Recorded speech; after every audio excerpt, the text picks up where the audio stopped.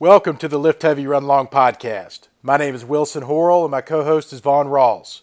You can find us at www.liftheavyrunlong.com, on Twitter and Instagram at LiftRunLong, or feel free to email me directly at the address wilson@liftheavyrunlong.com.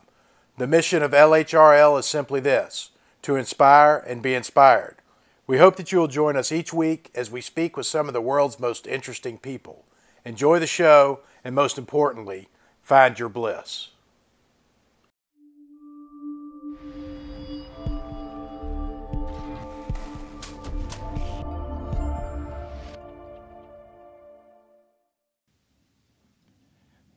Lift Heavy Run Long podcast, episode 17. Our guest today is Josh Otero, owner and CEO of RecoverFaster.vip. Check him out. He's got a lot of great things to say. Enjoy the show.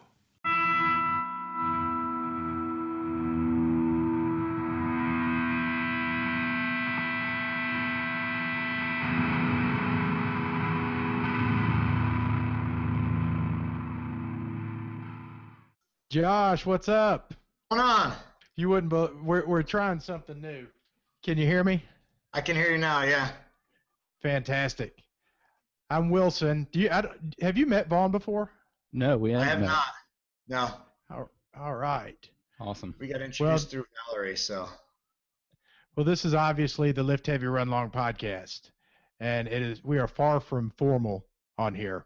So I appreciate you putting up with us. We're trying some new stuff. We just got off the phone with my 10-year-old son who was walking us through most of the technical part of this. I found that kids are better. My kids know more about the technology than I do, so that's I hear you there. And we're also locked in my office that's located in my shop, and I just got a new window unit yesterday. And however, the sound from the air conditioner, it really affects the audio quality. So Vaughn and I are sitting in here arguing about the fact that I'm turning it off. And so I'll probably be sweating profusely here in a little while. No worries. Is that Vaughn behind you? Yeah, that's me. I like it. So where are you guys at? We're in Byhalia, Mississippi, which is just south of Memphis, Tennessee. All right, very nice. Where are you located? Phoenix, Arizona. What kind of weather you have there? About the same all the time? Yeah. It's actually today it's going to rain. It's been raining past few days, so it's been under 100, but it's humid. A week ago it was about 115. Ouch. Yeah. Gets warm. Ouch. Gets a little bit hotter, I'm sure, than Mississippi. Oh, yeah. It gets hot. You guys get the humidity. That's the hard part on Big Boy. I don't that humidity. I step outside and I just start melting. Yeah. We got introduced to you by Valerie, and she had, of course, all kinds of great things to say about you. And since then, you and I have been in contact, and the way that you were described best to me and what I see coming from you is high energy and positive energy, which is what we're all about on here. And I appreciate you taking the time to speak with us. I'm happy to be a part of it. Thank you for having me. Well, tell me a little bit about yourself, a little bit about your background. So I've been an athlete my entire life. My mom put me in gymnastics when I was about 18 months old.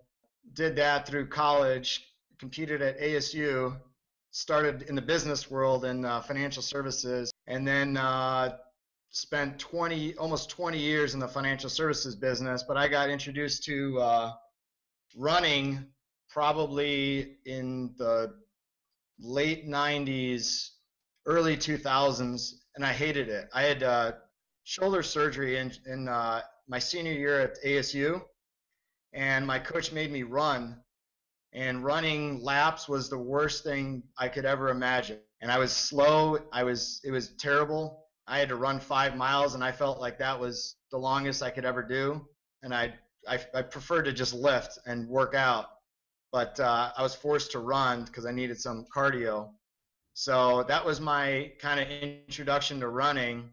My buddy of mine introduced me to what a half marathon was a few years after that. And when he said it was 13 miles, I said there's no way possible I could run 13 miles.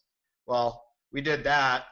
And then the same buddy challenged me to a marathon, and I'm like, yeah, if I could do a half, I might as well be able to do a full. Did the full, actually started enjoying it then, started running more, started actually doing CrossFit as a way to kind of strengthen my core and find a fun way to work out instead of just going to the gym and lifting.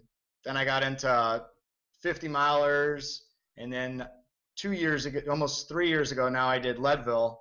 Didn't finish that. I got to mile 50, and I did that in 14:40. The cutoff was 14 hours, and I had hurt my knee, so I wasn't able to finish. But back to that. I'm sorry, we got cut off. Tell me about, you said you got up to the 50 miler? I got up to 50 miles, and the cutoff for time for Leadville is 14 hours. I got to that check-in point at 14:40, so I got cut. Wow, Leadville's the real deal, huh? Yeah, that's no joke. Leadville's no joke, but it was a lot of fun, great experience. I'll be going back for more. Finish that thing. When were you at Leadville? I was there in 2013. How many people did you take with you? I'm just curious. I had a support crew of 3. Leadville's a pretty technical trail, isn't it? It is. It's very technical. It's in the mountains. There's Hope's Pass, which I think is about 14,000 feet, but there's about 20,000 feet of elevation gain and decline during it. The Hope Pass it's from 9,200 to like 13. It's about 4,000 foot peak. And it's tough. And then going down it is even tougher on those hamstrings and the quads. Man, it sounds like everything that you got into running wise, you almost got into it out of spite. Your hatred for running is the reason that you've ran the distances that you have. That's true. It was a challenge, and I never backed down from a challenge. So I'm like, all right, I got to do it. I don't like it, but now I actually enjoy it. Now I'll go out for a run and actually I'll enjoy it, especially on the trails. I hate road running, and I don't do it. But trail running, I enjoy. It's kind of a peaceful, my getaway and my escape. That's the way I feel about it. I hate the road. I'm a heavy guy, and it just pounds me so much. And I get on the trail, and it's a much more casual pace. And I found that when I'm not putting so much pressure on myself, I can enjoy a day out there.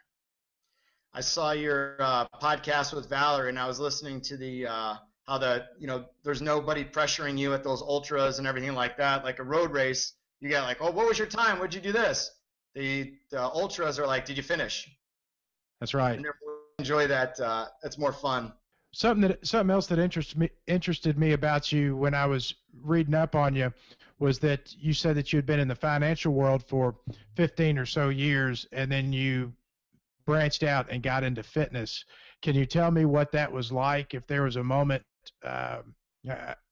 where you just said, I'm out, or did you already have some clientele built up? That's a good story. So I was just kind of tired of the corporate world, and I wanted to kind of do my own thing. And obviously I've always been into, the fitness and the health and wellness. And so I had been I had really gotten into CrossFit and really fallen in love with it. So I figured, well, if I leave, I could, go all in this CrossFit thing and the gym up and, and build my fitness and health career from there.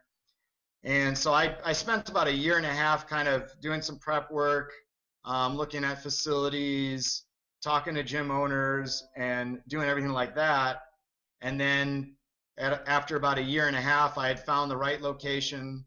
I had kind of what I thought was the right time and I pulled the trigger, signed the lease, opened the gym, and we really didn't have any clients. I had started to promote and kind of build the brand, but I really, we just went cold turkey. I kind of jumped both feet into almost everything I do, just like, running the ultra or doing, any competition. I'm all in, and I started up, and I enjoyed it, and it was a lot of fun. How long had you been doing CrossFit prior to leaving the financial world? So I had always done like a functional fitness So the only thing I really hadn't done from a CrossFit perspective is the Olympic lifting. So I had done all the body weight stuff, pretty much everything except for the Olympic lifting. Prior to CrossFit, I was doing like a strongman type workout. I was small, about 100 pounds, but I enjoyed that workout because it reminded me of the, kind of like that gymnastics. I had been doing straight CrossFit for probably 3 years prior, and a couple of years, obviously big gymnastics, big weightlifting, and then the strongman stuff, and then CrossFit for about 3 years prior. But that's why I jumped in, got my cert, Valerie's cert, her CrossFit endurance cert. I did the Olympic lifting. I got a bunch of different, the certs to kind of learn as much as I could about it, study it, read it, study from coaches that I felt were successful, and really just learn everything I could about CrossFit. Is that gym still open? It is. I sold it earlier this year. I had the opportunity to sell it, and I started a brewery company called Recover Faster. But the gym is still open, and it's in Scottsdale, Power and Motion. But I sold that in like February of this year. And what is Recover Faster?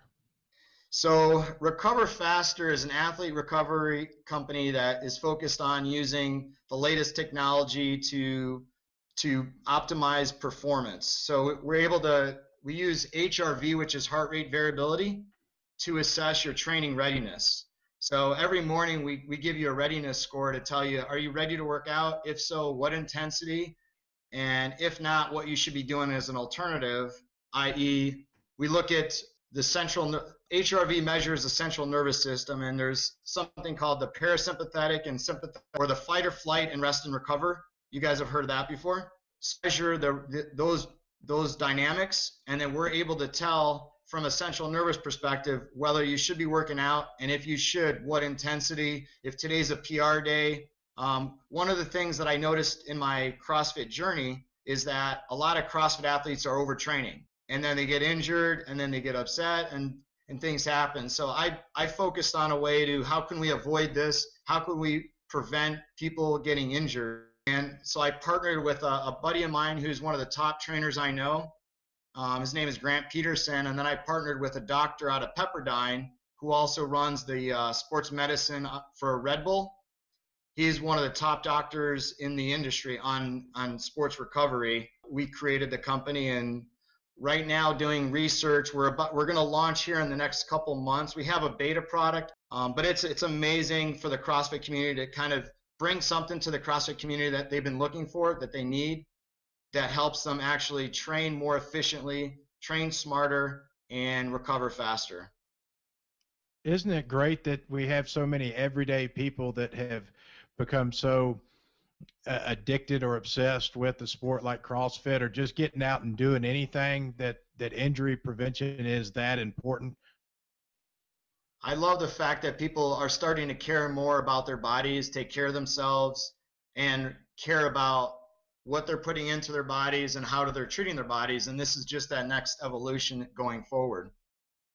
Well, it seems like the trend has focused more on longevity. You hear a lot about mobility and taking care of yourself, and people are shooting more for the long game than anything else. Exactly. That's kind of my philosophy. You're not going to see me in the CrossFit Games anytime soon, but you will see me, having fun at local competitions, running ultras.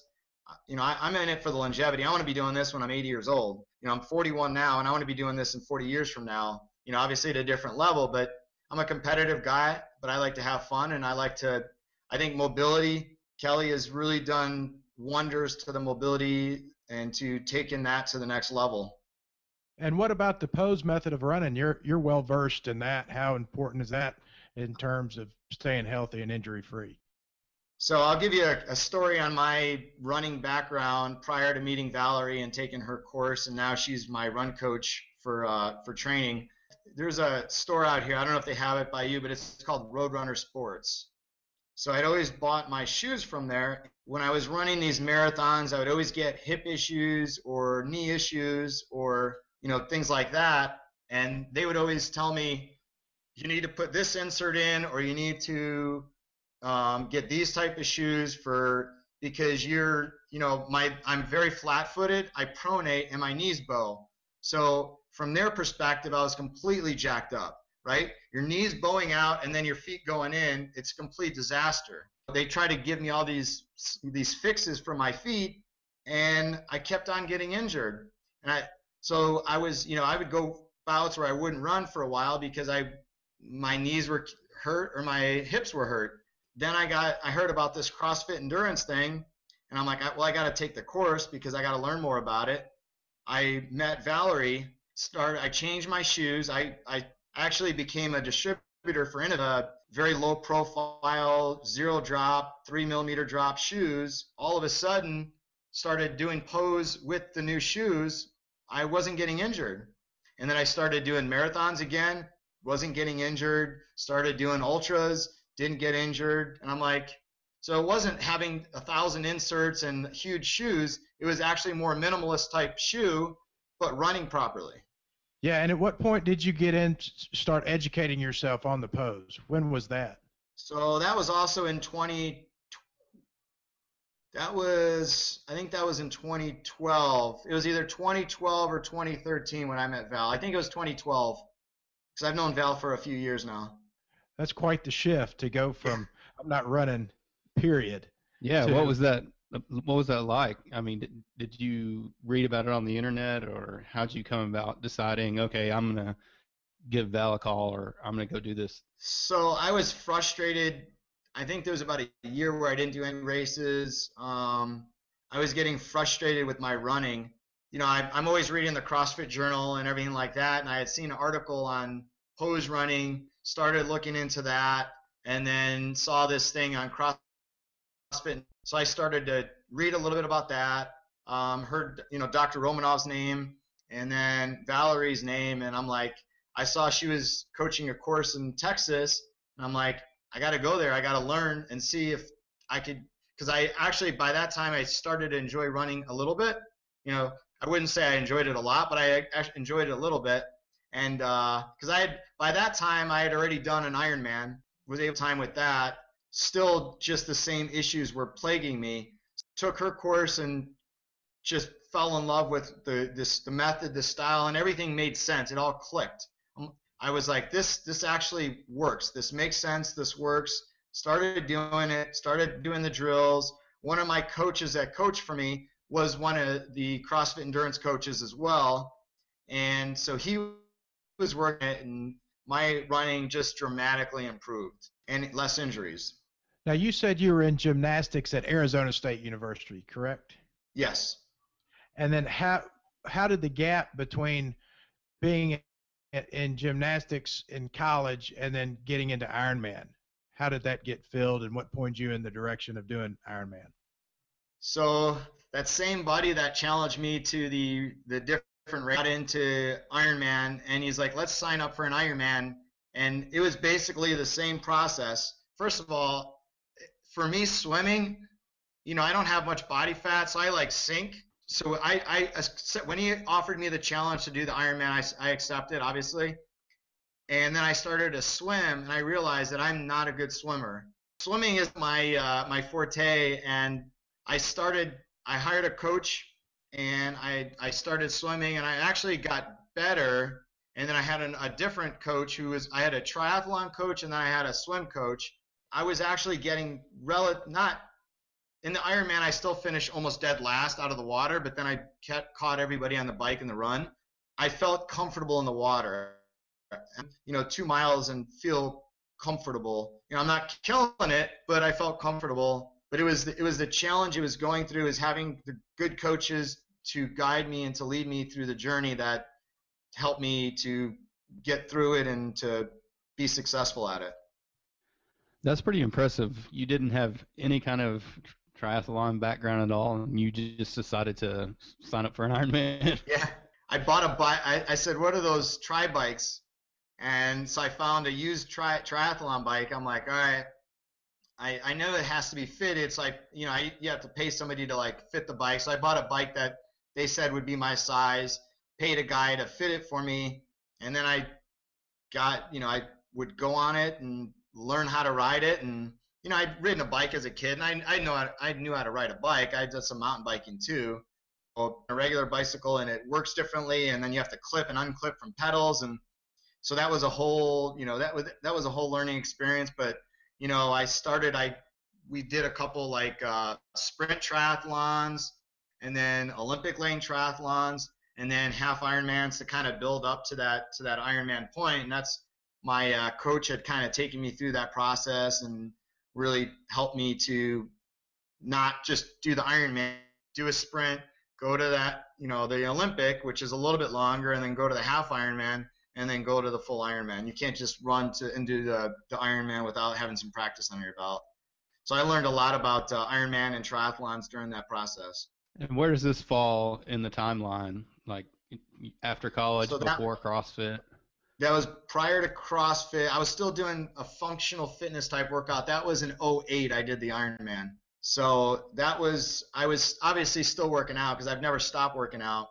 I was doing like functional fitness in a gym, but that was when I was at like a Lifetime. I was at Lifetime just doing my own workouts that I knew from gymnastics.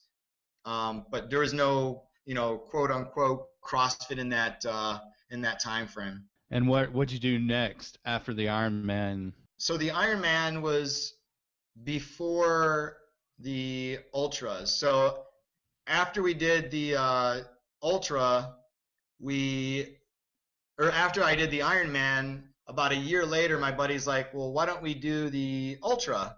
Why don't we do this ultra? It's a 50-mile race. And he had signed up for another one prior, and I think you had to qualify for it, and I wasn't qualified because I didn't have that fast of a marathon time at the time, and I hadn't done a ultra prior to that.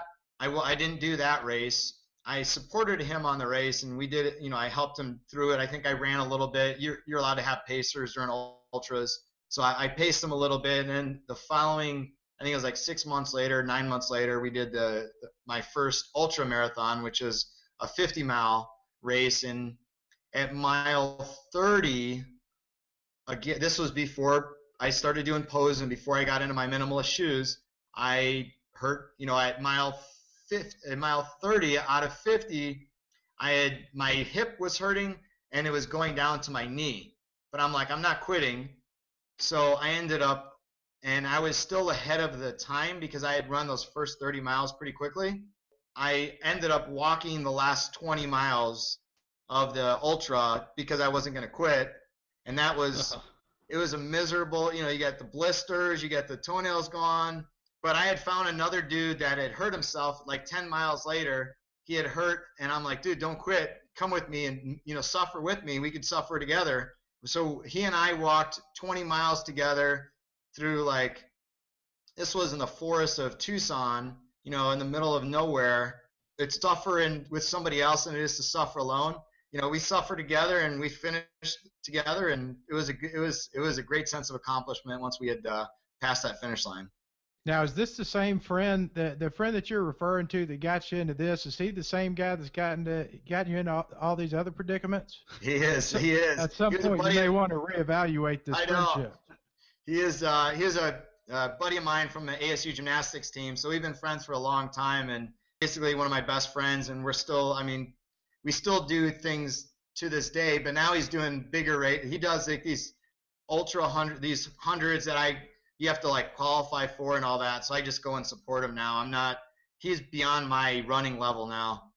Yeah, but those relationships are so important to have those people that just kind of dare you and push you and don't take it all too seriously and push you outside your comfort zone. That's great.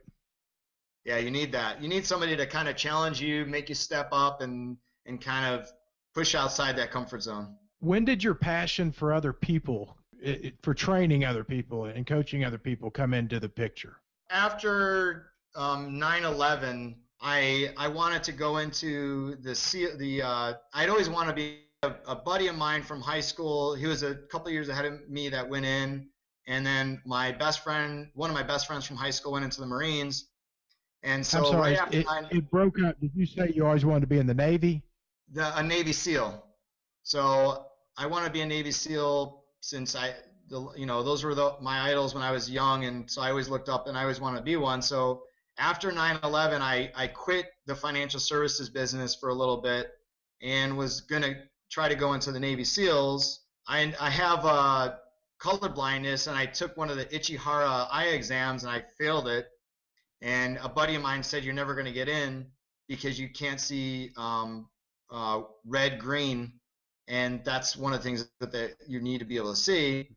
So I kind of, at that same time, I was coaching gymnastics while I was trying to see if I could get into the Navy. And obviously I never went into the Navy, but when I started coaching gymnastics, I liked to help. I was coaching kids, not adults, but I enjoyed it, and that kind of stuck with me. And then I got back into the financial services business. Obviously it was more lucrative than coaching.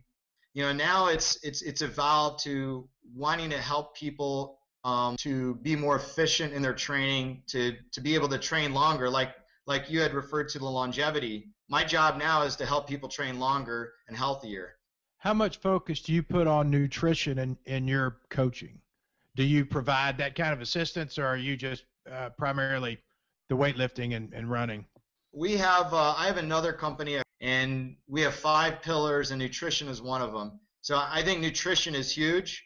I do a paleo plus type diet. I'll do sweet potatoes and things like that for the extra carbs. But I believe, an anti-inflammatory diet, keeping that inflammation in the body down, is huge with recovery. And obviously that's what I'm focused on, is recovery and peak performance. And if you don't have an optimized diet, you're not going to perform at your best. If you have a sugar-laden, gluten-laden diet, that's going to affect your performance. That affects your insides.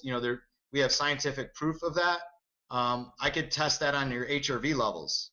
So we could see that from a very clear perspective, that by eating an inflammatory diet, you're not going to be able to perform at your best. Are most of your clients, are they high performance athletes, or are they generally average people? I'd say half and half. A lot of these are, high performers, but not necessarily high performing athletes. So they could be high performing in the business field, but they're not. They work out because we make them work out, but they may not be top performers in the gym. They may just be average in the gym, but they're pushing to that level. But on the executive side, they're top. And then the other part are top athletes that are really, they need to be training hard, and they can't afford to get injured. So by doing some of the work that we're doing with them to help prevent injury, they're able to train harder and longer and perform better. Well, I'm interested in what you said at the first part of that. How much do you think that fitness plays into professional business professionals being business professionals, and just people being good and better versions of themselves because of fitness? I think it's pivotal. If you live a sedentary life, it's hard. Kelly said it. There's been a lot of research on this. I don't know if you guys are familiar with Ben Greenfield, but he geeks out on this kind of stuff. But there's a lot of research on what a sedentary life does, and by moving, it lubricates the joints. It increases blood flow. It helps with concentration. It helps with focus. It actually helps you feel better, and it helps your confidence. So if you're an executive and you're going into a board meeting and you don't have the confidence, or you don't feel the greatest about yourself, and you're presenting and then somebody challenges you, the more confidence you have, the more power you're going to have, and the more you're going to be able to succeed. If you're not feeling good about yourself, if you're not performing at your best on all cylinders, that's a major cylinder. Your fitness is a major part of your life. In the old days, executives would be extremely overweight, and they would be so focused on their performance in the boardroom that they weren't concerned about anything else. Now we've learned that by not focusing on your performance and your fitness, that has a direct correlation to your success at your work and in the office. That part is so important to me with Lift Heavy, Run Long. When I say that part, I mean the part of the people that I would like to inspire to get moving and make some changes in their lives. Not that I'm not interested in the high functioning athletes, but I am very interested in the people who can't quite make that jump. Stressing the importance of that. You just can't stress it enough how important it is to do something. And I say that because I've lived a sedentary lifestyle most of my life. Today, sometimes the difference between good and bad might be 5 air squats, break it out into a jog on the way to the mailbox. I mean, just something to shake it all loose. Yeah, and we don't get anybody to the CrossFit Games, or we're trying to get people moving. Like you said, if that's 5 air squats, in between they're in the office all day, and they could do 5 air squats every 30 minutes or something like that, or some push-ups, just to keep moving, keep that blood flowing, brain lubricated, joints lubricated. That really helps their concentration and their focus. And then when they go to those important meetings, they have that they need to be able to convince or do what they're looking to do to achieve in those type of meetings. So I think it's pivotal, it's important, and yeah, it doesn't matter what they're doing. It matters that they're doing something. Standing up and then sitting down. I have people just stand up and sit down from their chairs at their office. That's squatting. They don't think it like that, but I'm like, what are you doing? You're squatting. You're squatting to your chair and standing back up. As long as you're constantly moving, that's all that matters. Yeah, I think that the preconceived ideas of what exercise should be can really keep some people from doing any exercise at all, when a brisk walk is absolutely exercise and beneficial. And it's different, and that's why I try to tell people that there's different levels of fitness. We're just trying to get you functionally fit so you can perform at your day-to-day job, right? We're not getting you to compete in any event or anything like that. So you can't compare yourself to some of these people that are training for some sort of event. You got to compare yourself to where you were yesterday. Are you better than where you were yesterday? If the answer is yes, you're making forward progress. If the answer is no, then we gotta talk. As long as you are better than your previous version yesterday, you're gonna move forward. That's all. Look, how were you yesterday? How were you yesterday? How were you the day before? Are you moving forward? Are you forward progressing? As long as you're moving forward, you're moving in the right direction. And what do you tell the person that wants to get out and make some changes but can't quite bring themselves to take that first step? Try something that you wouldn't normally try. So what that means is do something that you don't even have to do exercise. Try drinking a glass of water.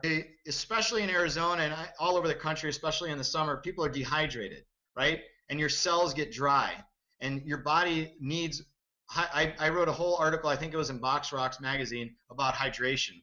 Hydration is extremely important. So forget the exercise. Let's start with drinking a couple more glasses of water a day. So I'll have them replace their Coke or whatever they're drinking, their Sprite, with a glass of water. Even if it's just first thing in the morning. Before you do anything in the morning, just have a glass of water next to your bed. Get out of bed, drink that water. That's it. Man, a simple, small change like that is huge. Simple, small changes. That way, the next day when I ask them, do me a favor, for lunch, instead of your Coke, just drink some water. And so do your water in the morning when you first wake up. Just keep it next to your bed. It doesn't require any extra effort. And then for lunch, just drink that water instead of your Coke. And then, we just progress. And then we're, a week or two later, we're starting to do air squats at our desk. Or we're starting to do push-ups right out of bed. Something simple, but that they're moving. I think dehydration is an unbelievably overlooked problem. And I don't know any statistics. I don't really know much of anything about anything, but I know that when I was in a unbelievable state of depression, that waking up and chugging 32 ounces of water made all the difference in the world. Before coffee, before anything else to get me up, that glass of water is what got me going more than any one single thing. I tell everybody, one of the most important things you could do to start your day is to have 2 glasses of water. And that's just, think about if you have a machine and it's really well oiled, work better than a machine that's dry and it's not oiled, right? It's going to get rusty, it's going to crink, it's going to rub. If you oil that machine, it's going to work like brand new. So your body's a machine. So we're taking that machine, we're oiling it first thing in the morning, we're getting it ready for the day. and it also helps things get going, so it helps you with all your bodily functions and everything like that. Surprised to me have issues with that, and that's important. I mean, if you're only going to the bathroom every 4 days, 3 days, which a lot of people have told me, that's not good. You should be going a lot. So that's just this, drinking some water will help that. What about yourself? What does a day look like for you? Is training important to you? Do you do your own programming, that kind of thing? I train I do something every day. Practice what I preach. So, sleep is big. I'm big on sleep. Sleep is, probably the biggest thing.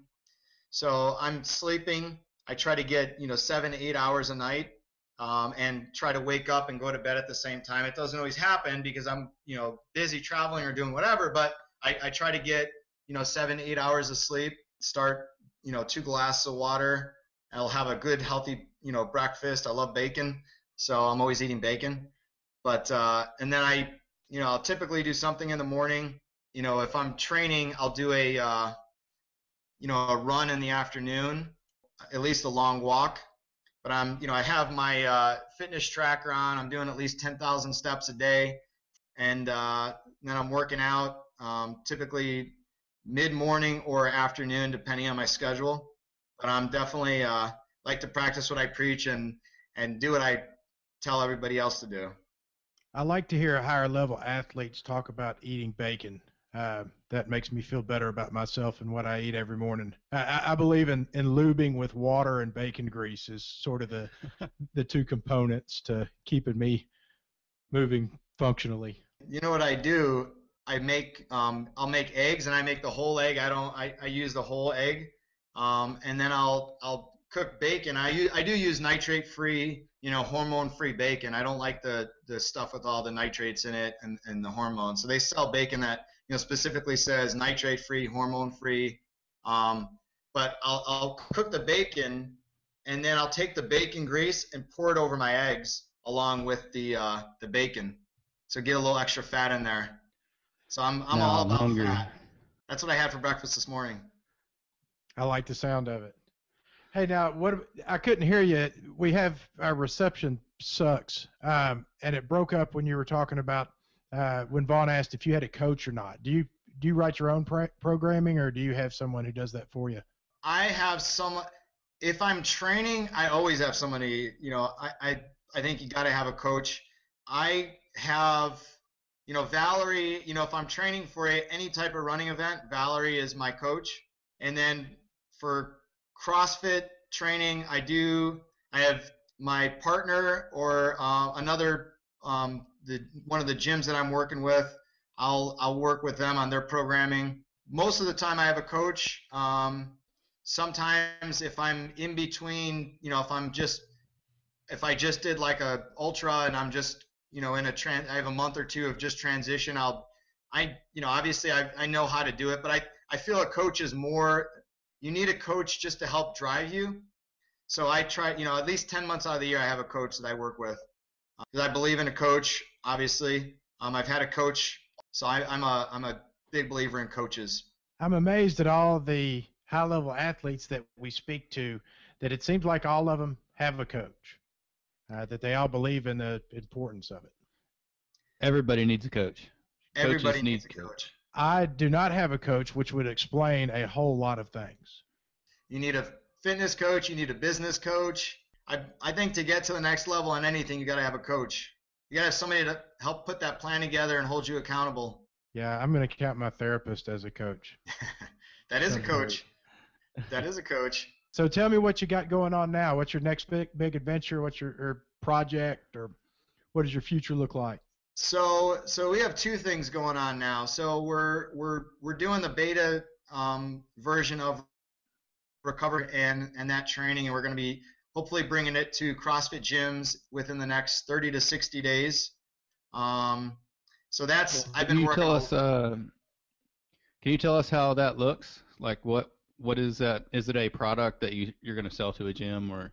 It's going to be an app that you'll download. They'll have to get a chest strap. Our first iteration is just going to be a chest strap. They could have like a polar chest strap or whatever, and basic. So we're going to have a 3-minute reading in the morning. You'll put on your chest strap, download the app, and we're going to be able to tell you basically your readiness to train. Based on our assessment that we gathered, we could gather a ton of information based on the chest strap and using this what's called HRV or heart rate variability data. We could test power levels. I could tell you if you're not tell you if you're overtraining. I could tell you if you're high stress. I could tell you if you're not drinking enough water. You'd be surprised. I was shocked to find how many different things that we could identify through just this simple 3-minute test. So what we're doing now is we're developing the algorithms to be able to decipher the data to be able to give you information first thing in the morning. So you put this chest strap on and you say, okay, it'll spit out, okay, you're a 5.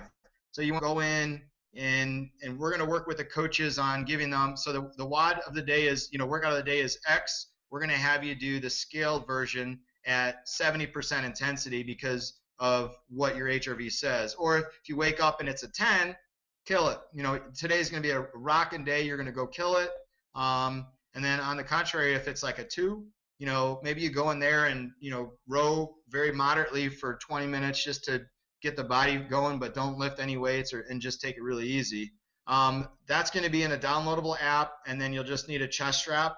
And then we're already working on future iterations on how to incorporate that more into the box owners. We want to be able to feed the box owners direct information on their athletes so they could custom the training for each athlete in a general sense. And if Johnny needs to rest today, he'll know that Johnny needs to rest today, and Susie, he'll know that Susie, he's going to push Susie a little bit harder. I think giving coaches more information is better for them, and it's better for the client. So that's what our goal is with Recover Faster, and that's what we'll be doing here. Wow, that's pretty fascinating. It's awesome. I think that the client deserves to have that information about the client. So there's some days where I tell myself, am I really feeling this bad, or am I just having that bad of a day? Do I really need to rest, or do I really need to kill it? And then some days that, I get done going more hard than I usually would, and I wonder, was that even a good idea? So it would be nice to have something to tell me how I, based on other factors other than my attitude, which can be any number of things, what speed and intensity I should be working out. Yeah, it's like I've talked to over 100 CrossFit athletes, and they're all like super excited about this. This is what the CrossFit community needs to take it to the next level and to really help the athletes train harder, but also reduce their injury risk. So I'm super excited. This is a big project, and I'm lucky to have a really good team behind me. So I've been spending a lot of time on that. And then for the fun, I'm putting together a team with Valerie and Joe DI from Spartan Race to raise money for the MARSOC Foundation. If you're not familiar, the MARSOC Foundation is basically it's the Special Operations Marines. So think of Navy SEALs, but in the Marines. So these guys are like amazing heroes. They're warriors, and raise money for them, for the injured, MARSOC operators, as well as their families. And so I'm putting together a race to raise money for them.